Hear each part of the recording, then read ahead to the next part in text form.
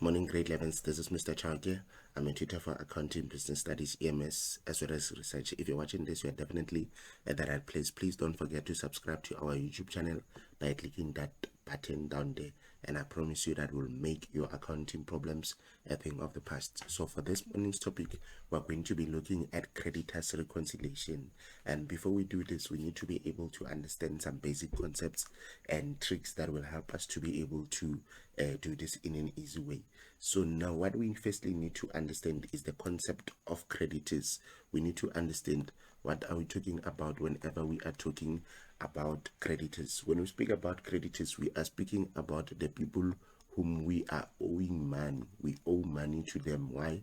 Because we have bought on credit. Okay, remember, as a business, you sell to people on credit, but it happens that you can also buy on credit. So those people that we have bought from, those suppliers that we have bought from on credit, we call them creditors. Okay, and every month these creditors, they have to prepare a statement for us and send it at the end of the month so that we can know how much exactly are we owing them.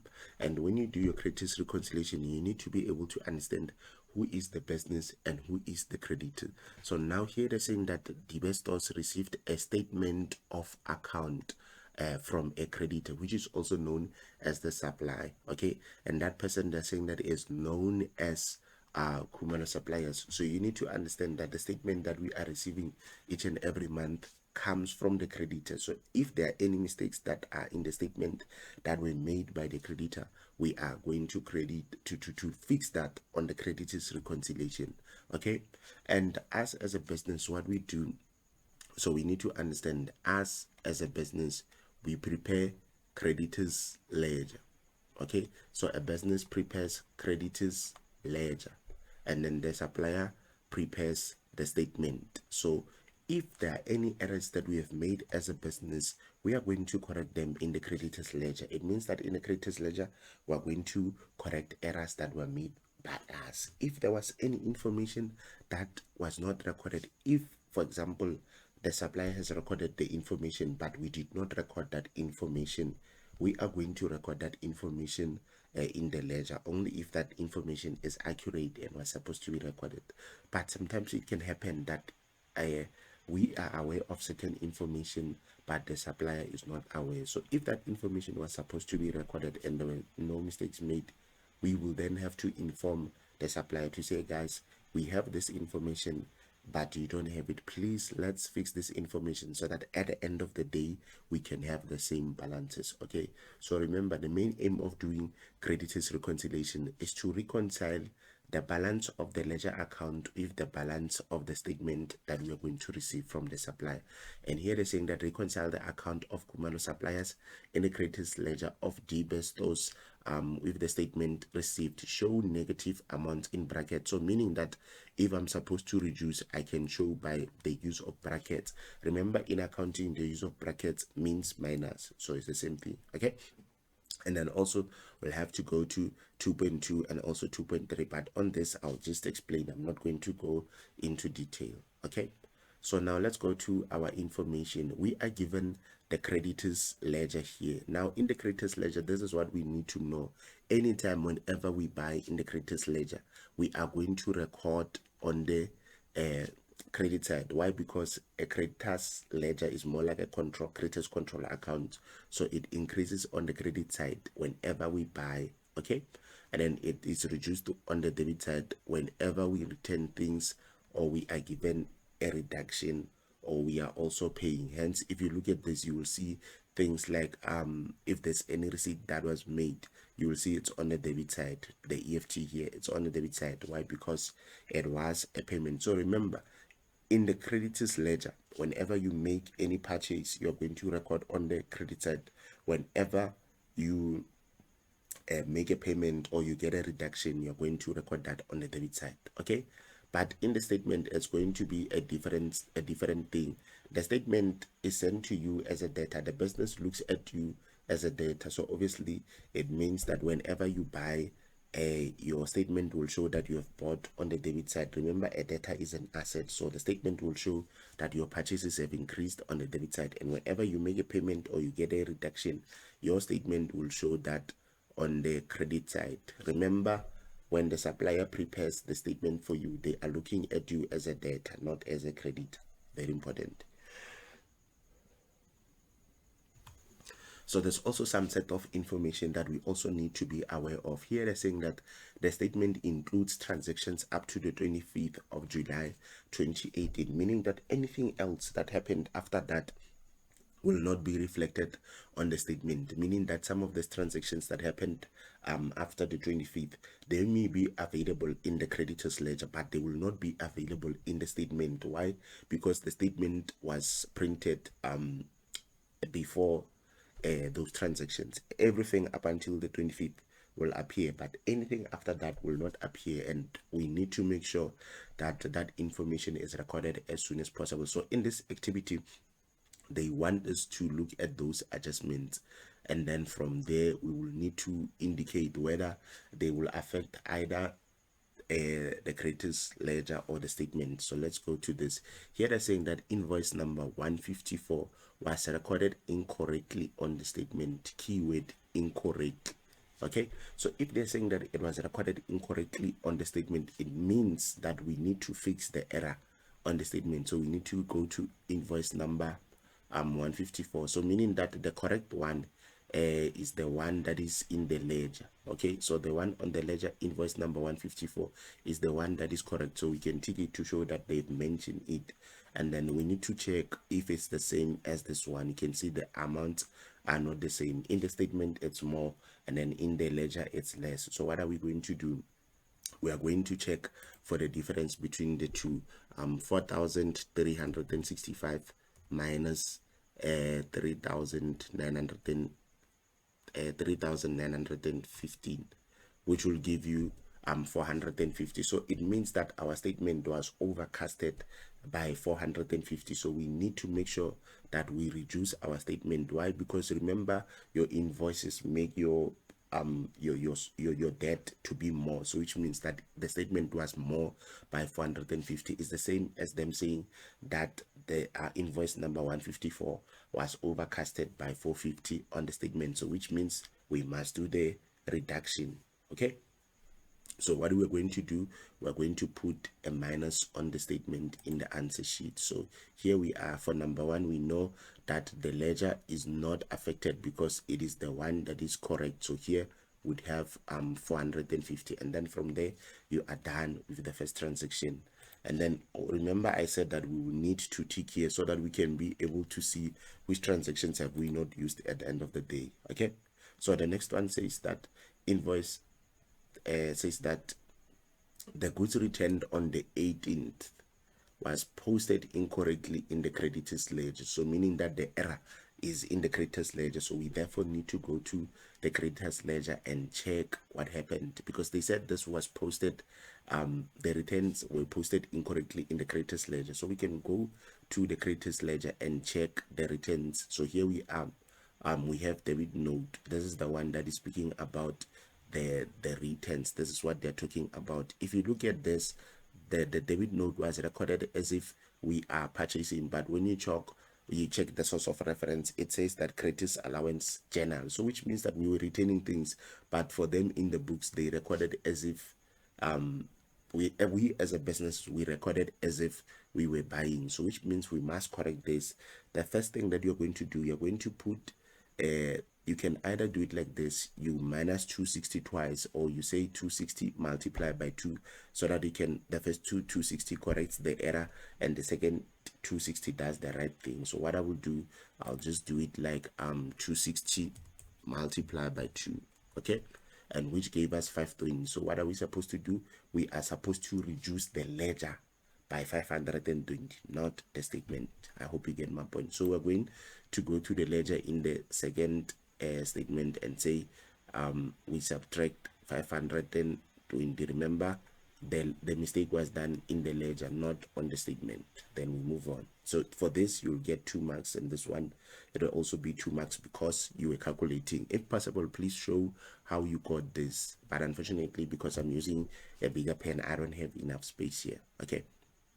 So let's go to the next one. Next one, the transaction says that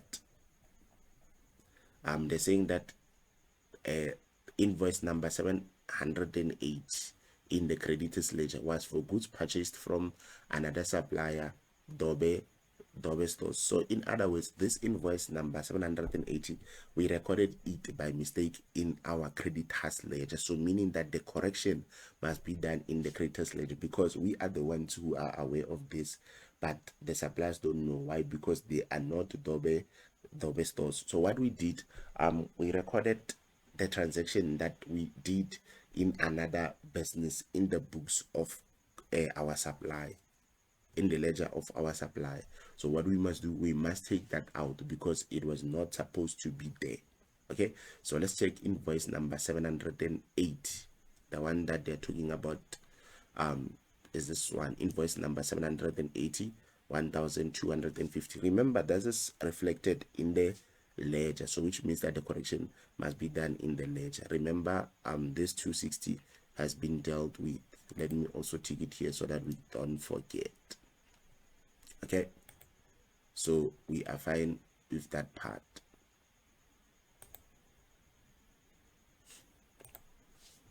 So remember that 1,250, it must be subtracted. Remember, it was credited. So when we do the opposite, what are we going to do? We are going to debit it. That's why we are going to put brackets on the ledger. So we're going to say for number 3, minus 1,250. So we'd have that minus 1,250 here. And this will not, let me maybe write this clear here so that you don't get confused. So remember, it will be minus 1,250, and this will have no effect here. And then from there, we are done with that particular transaction. Let's move to the next one quickly.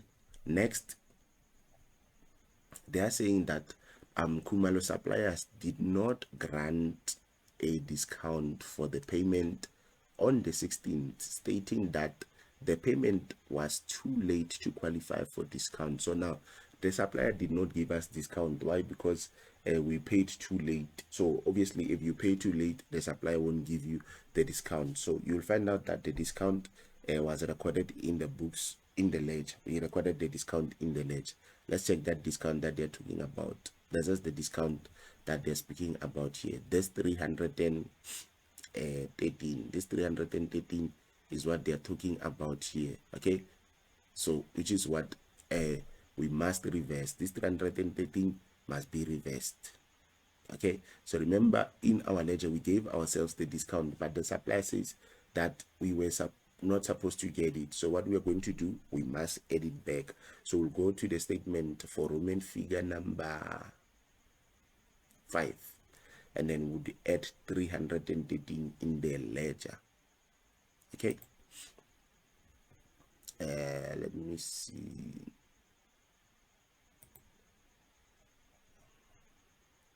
Sorry, it's actually Roman figure number 4. So that 313 will add it in the ledger here. So we'll say plus 313. Why? Because we previously deducted it, and here it will have no effect. And then next we go to Roman figure number 5. What are they saying to us? Credit note number 112 on the statement was an error on the statement. Goods were not returned by the business. So what did they do? They recorded a return as if it was made by us, and it was not by us. So what the supplier must do, the supplier must correct. So what we're going to do for that invoice number, the credit note number 112, this reduction, we are also supposed to cancel it. Okay, but how are we going to cancel it?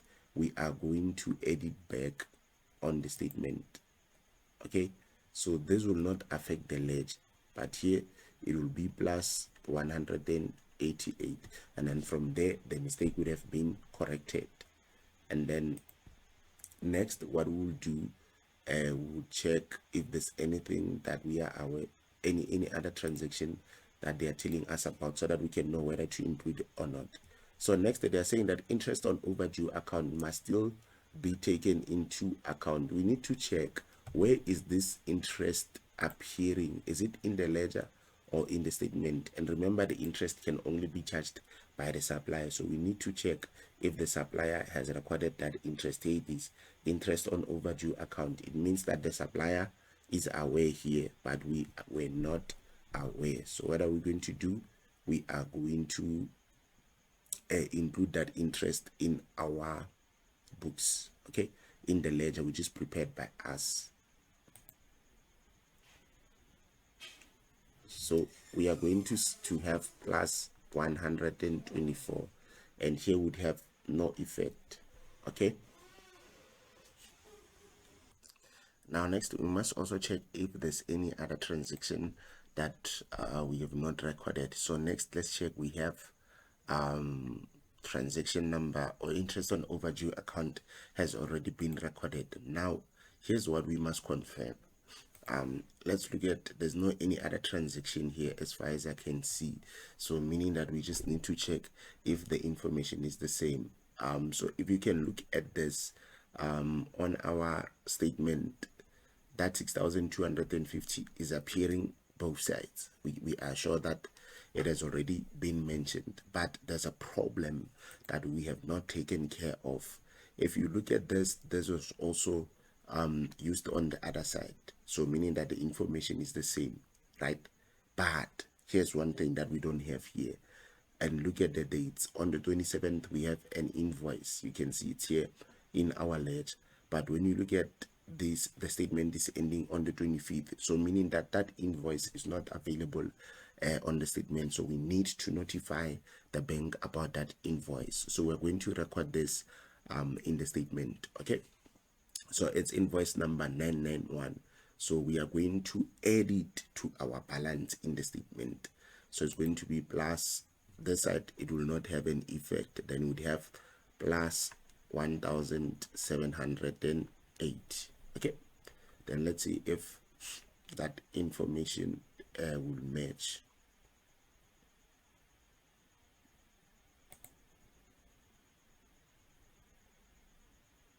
Yes, so what we need to do now is to check if these balances are balancing, are they the same? So we are going to check 19,353, then we subtract 520, we minus 1,250, we plus 313, and then we plus 124.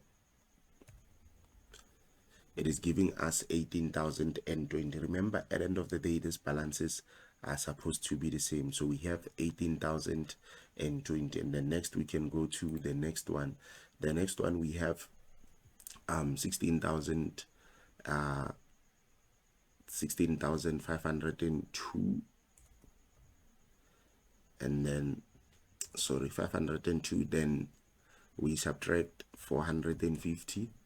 And then we plus 188, and then we plus 1,708. So they are balancing. It means that we have reconciled the balance of the statement with that of the ledger account. They are both 18,020. So the balances are now the same, and this is why we do the reconciliation between the statement and the ledger account. Our main aim is for them to be the same. So let's go to those theory questions that I should explain.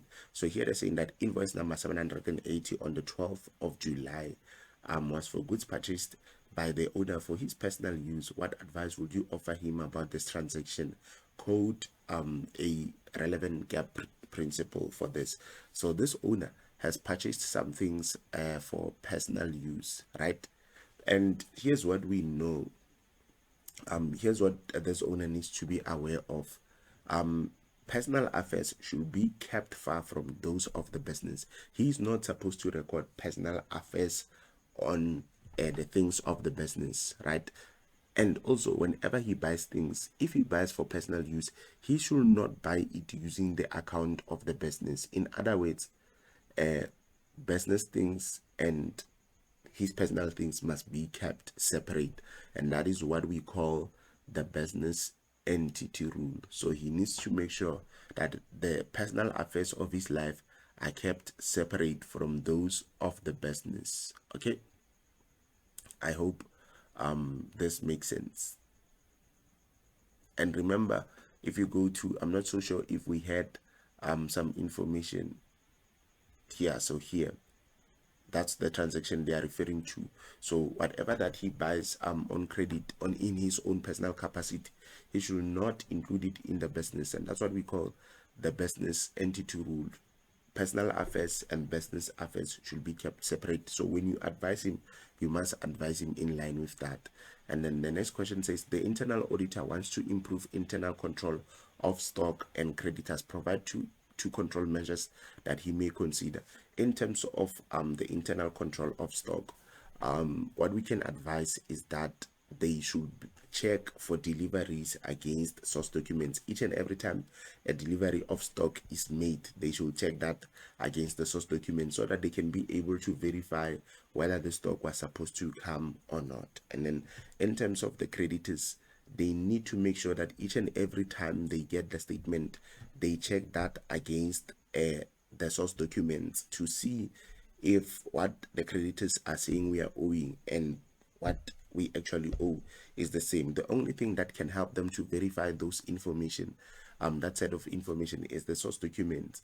And also, we can also think about it like that they should have someone who deals with internal control of stock, and also have someone who deals with the thing of creditors. Remember, sometimes it can happen that wrong information is entered because somebody is doing too much duties. Okay, so when you answer in line with that. So for this activity, I've covered everything. I hope that you have understood this lesson, and if you have any question, you are more than welcome to leave your questions on the comment section of this video. And please don't forget to share this with your friends. Thank you so much for watching. May God richly bless you. And before I go, if you want me to tutor you on a personal level, you can use the contacts that I have displayed or that are appearing on the comment section of this video. Thank you so much. May God richly bless you. Shalom.